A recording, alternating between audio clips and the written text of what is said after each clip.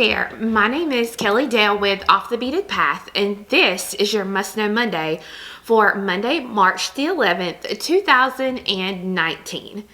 So I hope that you're starting to adjust to our brand new time, how we sprung forward last night. I know that always takes a little bit of time to get adjusted to, but I love having longer days, daylight longer, and I'm sure most of you do as well. But today I want to talk to you about the difference between the Ava bead, the Eva bead, and the Chevron bead. Now, along with this talk, I also am going to show you a really simple and quick bracelet project using the new Chevron beads. And literally all you need is one strand of Chevron beads and some size 8 seed beads along with a clasp, needle, and thread. So it's really simple and really quick, and I think you'll really enjoy it. So let's go ahead and get started and talk about the differences again between the Ava, the Eva, and the Chevron. Okay, so here we have the Ava bead, the Chevron bead, and the Eva bead. Now the Eva bead is put out exclusively by Potomac Beads, and you can see that all three of these beads have a similar shape. The main difference is their sizing and where their holes are placed. So the Ava bead is a little bit bigger of a bead. You can see here that it's a pretty big V shape compared to like your Chevron bead. The Ava bead has holes that go straight across, just like this. So it has a hole here, and it has a hole straight through here, so that you have to stitch straight across. The Chevron bead has two holes as well. So you can see it. This is the chalk red lava color that I'm using today. And the holes in our Chevron are going to run straight up and down, just like you can see the needles here. So just like in the Chevron, the Eva bead has the same hole direction. So the holes in the Eva beads are going to be exactly like your Chevron bead. The biggest thing between this Eva bead and the Chevron bead is the sizing of the bead.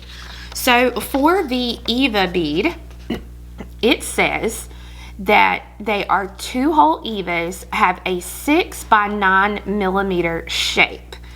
Okay, the Chevron beads, if you look on the package here, our Chevron beads say that they are a 10 by 4. So this is a little bit bigger bead than your Eva bead. So again, the Chevrons are a 10 by 4 and the Evas are a 6 by 9. So that is going to be your main difference between your Eva and your Chevron. Now the Eva bead, you can see the holes are a different direction, plus it's a much larger V shape. So that is going to be the difference between your Ava, your Chevron, and your Eva. Now, the Chevrons are one of the newest beads that have come out on the market. So I want to show you a really simple bracelet that you can use using the Chevron beads. So let me go ahead and get my mat set up and we'll get started. All right, so for this really simple project, I'm going to be using the Dura thread in the black color. I'm going to be using about 2 yards. It's not going to take that much, but this will leave me plenty to be able to reinforce with.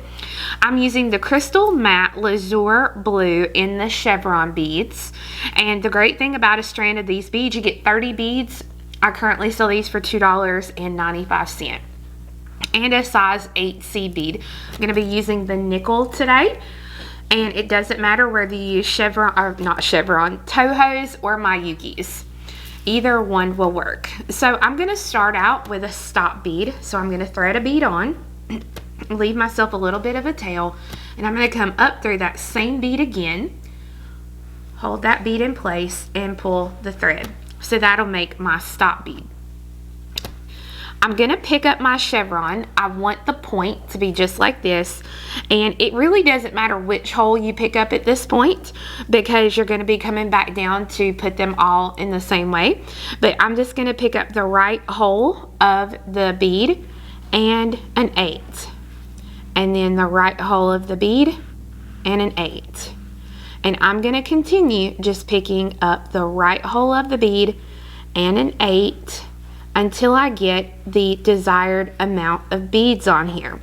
Now you're going to be putting your clasp on, so it's going to take about depending on the size of your clasp, about an inch, half inch to an inch, so be sure to save your amount there.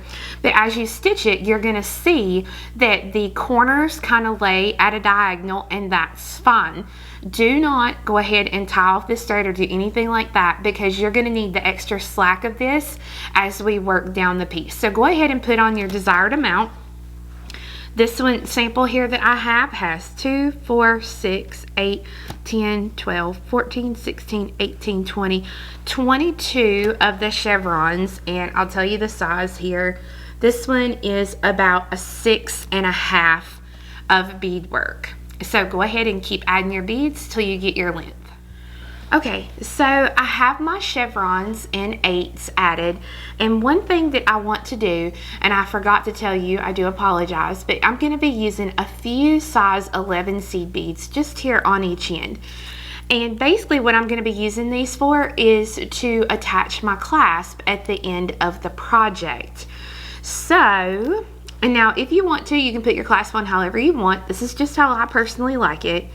So I'm going to pick up 6 11s. Remember, this is just a recommendation. This is not a demand. 2, 4, 6. Okay, so I have 6 11s, and I'm actually going to flip my piece because now I like to work up in this direction. So I'm going to go ahead and I'm going to go down through the other hole in the last chevron that I put on.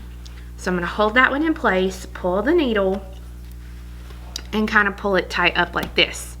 Now, this is where this little extra tail thread is going to come in as you work down your piece.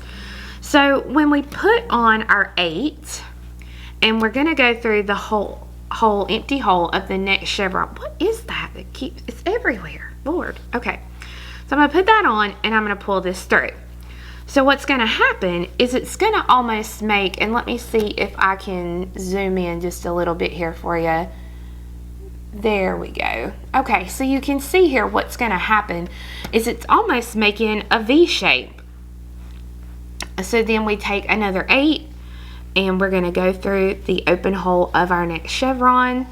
And as we work and do this, you can see that now instead of these beads being like this, they're going to be straight. And what's going to happen is this is going to use up a little bit of room. So as you are stitching down through your piece, number one, make sure your bead pops into place. If it starts getting really tight on this side, loosen up that tail thread just a little, and then you can keep stitching, and it'll make your life a whole lot easier. Okay, so make sure it pops in there. So see, it's getting a little tight here, so I'm going to loosen up that tail thread just a little. And see, that helped so much, just loosen it up just that little bit. So now I'm putting the 8 on and going through, and I'm going to work all the way down, making sure my little beads pop into place, because as you can see, what can happen is as you work down, sometimes they will want to stay there to the side a little bit, kind of like this. So you want to just make them do what they're supposed to do and pop into place. So now I'm going to work all the way down, just putting these 8s in between the chevrons on this side. Alright, so once you get to the end of your bracelet, at this point, the really great thing about this project is that if you feel like your bracelet is going to be too big, then you can just take your needle off, take your stop bead off, and slide off what you don't need. And if you feel like it's going to be too small and you need to add more, you can just keep adding with your needle. So that is the great thing about this project. So I have the complete thing done now, and I'm actually going to leave this stop bead for now. I'm going to pick up 6 of my size 11 seed beads, and I'm going to come up through the other hole of the chevron bead that I'm currently exiting. So I'm going to skip the 8, my little stop bead, and I'm gonna start working back up the piece. Now, I will be 100% honest with you when I say this. I will tell you that I have not had personally any breakage problems using the Dura thread with this project, but I know that there are some people who might be skeptical no matter what product they use, because you know, you've only gone through this once. Even if you use the 10 pounds, some of these chevrons could possibly have some sharp insides to them. So what I'm doing with my leftover thread is I am just literally going to work up and then all the way back down until my needle, my working thread needle, and my tail are right next to each other. Alright, so I've gone all the way up and back down, and now my tail thread and my working thread are exiting right next to each other. So I'm actually going to go ahead and pull this tail thread off, or not pull the tail thread, Lord help me, pull the stop bead off. Don't want to pull the tail thread off, that would be bad. Alright, and now I am just going to take these two threads and I'm going to tie them together in a few knots. Now, if you want to stitch up through your piece and put some half-hitch knots, you can do this as well, completely up to you. I'm going to put just a few knots in here, and now what I'm going to do is I'm going to take my needle and I'm going to come up through a few beads here, and then I'm going to thread the needle onto this tail thread and thread it through and get rid of both these threads. Okay, so now that I have both my threads finished, I can now take my jump rings and I can attach the clasps to the ends of my bracelet. So all I have to do is just open up the jump ring, attach it to the loop here, and then close it, and make sure you get that jump ring nice and closed. And then I'm going to do the same thing on this side. I'm going to open up that jump ring, attach it to the loop here on this end, thread that on, and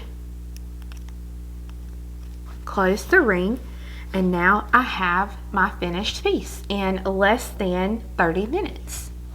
So I hope you enjoyed learning the difference between the Ava, the Eva, and the chevron bead, and I hope you enjoyed the really quick bracelet that I showed you how to make today. The pattern for this bracelet can be found for free on my website under our step-by-step tutorials, and there is a whole thing called free there. I think I'm actually going to call that One Way Street is going to be the name of that actual project. So you can search that name, or you can just go to our step-by-step tutorials.